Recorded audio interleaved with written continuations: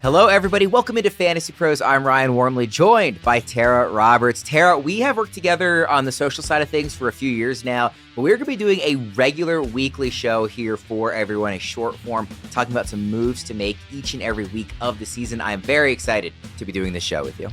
I'm excited too. I feel like this was a long time coming. Finally. Yes, finally we get our opportunity here. So what the show's going to be is 5 moves. This is in no particular order. This is in no particular format. These can be buys, they can be sells, they can be players that you were looking to cut this week. There can be players that you want to pick up off waivers.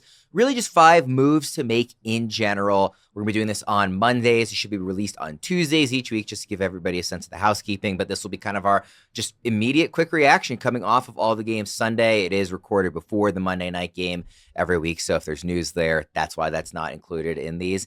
And yeah, we'll just kind of go through, and this is for, folks in kind of regular week, size leagues, right? Half PPR-ish mindset. We're not doing anything too crazy. Like, if you're in mega tight end premium or a 20-team league or whatever, you can get your own advice elsewhere. So this will be kind of more standard advice for folks. But yeah, that's what we're going to do. 5 moves to make each and every week. Start us off with your first move here, Tera. Well, you said nothing crazy, but people might take this one a little bit crazy. But go with me on it here. I'm going to start us off with a sell. And I don't want to break hearts here. Sell Travis Kelce. And this is no insult to Travis Kelce. I think it's just a great opportunity to capitalize on what's happening with the Chiefs right now. They're in a dire position from a pass catcher's perspective, right? We've got Rashee Rice just at the beginning of his suspension. We've got Xavier Worthy, dislocated shoulder. Now, the Chiefs did say that he is going to try to play through it. They qualified him as day to day. We, as fantasy managers, know that when you hear day to day, that can transition to week real quick. So when we're looking at Travis Kelce, this might be the peak value to kind of swoop in and catch people when they're thinking there's going to be this massive increase in target. Because when I look at his week 1 performance, I'm a little bit disappointed. We got the touchdown. That made everything okay from a fantasy perspective. But on a day where Xavier Worthy went down, we've got no Rashee Rice, and we've got Patrick Mahomes just trying to dink and dunk to Hollywood Brown.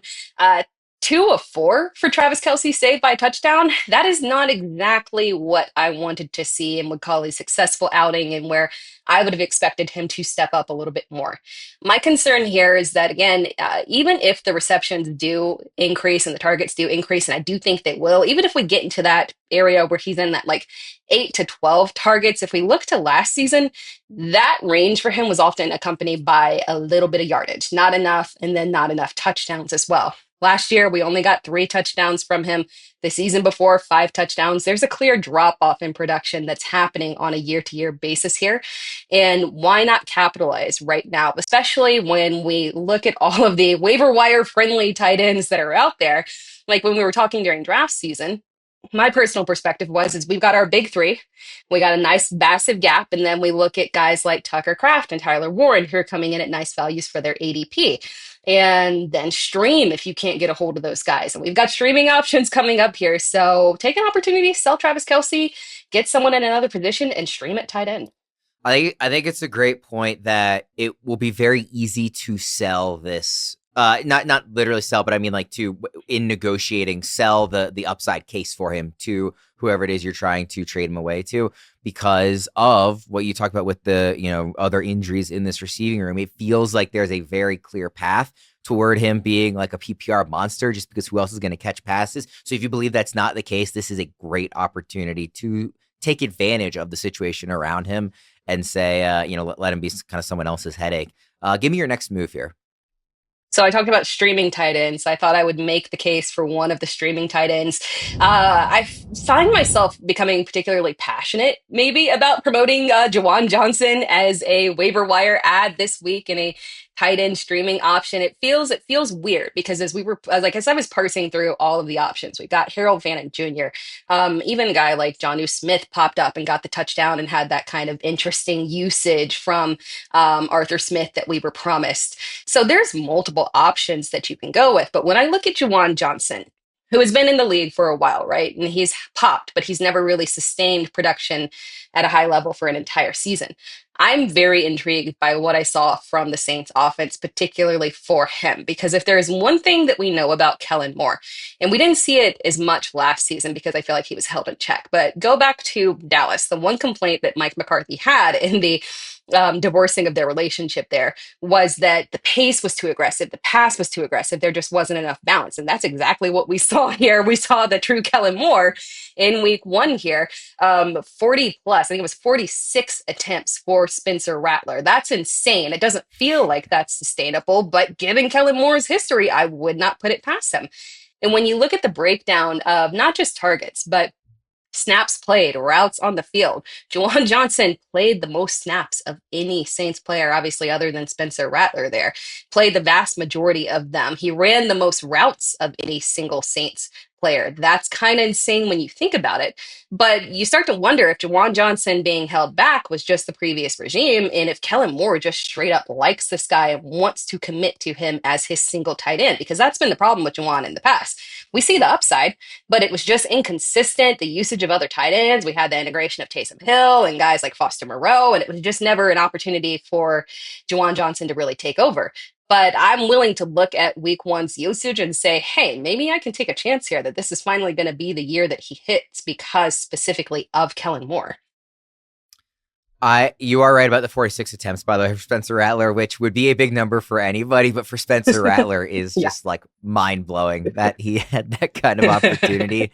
And with all those attempts, they scored 13 points. So that maybe will tell you something about how this season is going to go for the Saints. You've had on a couple of tight ends already. What do you have for move number 3? Move number 3, let's go back to trades here. And I want to do a little buy low on Calvin Ridley because week one wasn't good, but that was expected. I don't think anybody should have been expecting a good week one performance out of him. It was against Denver. Receivers tend to struggle against Denver. There are outlier performances, right, every now and then, but as a whole, we just expect there to be these kind of struggles from receivers that are facing that blanketing coverage, especially when you throw a rookie quarterback in his first start facing that. Naturally, the expectation there, I mean, we shouldn't be shocked about the performance.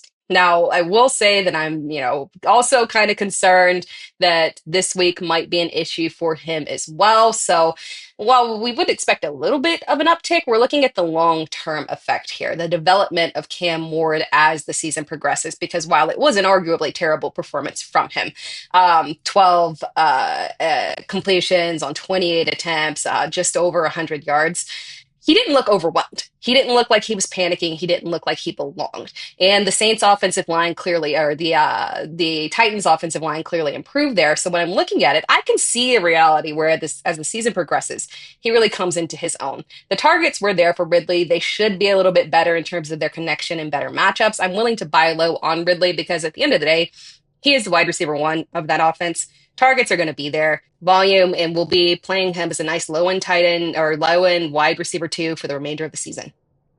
It's funny that you bring up Ridley. Andrew Erickson and I are going to be doing the Tuesday kind of longer trade show on the feed this season, and we have been talking for like a month and a half at this point about how he was like, you can already build the week one, post week one outline.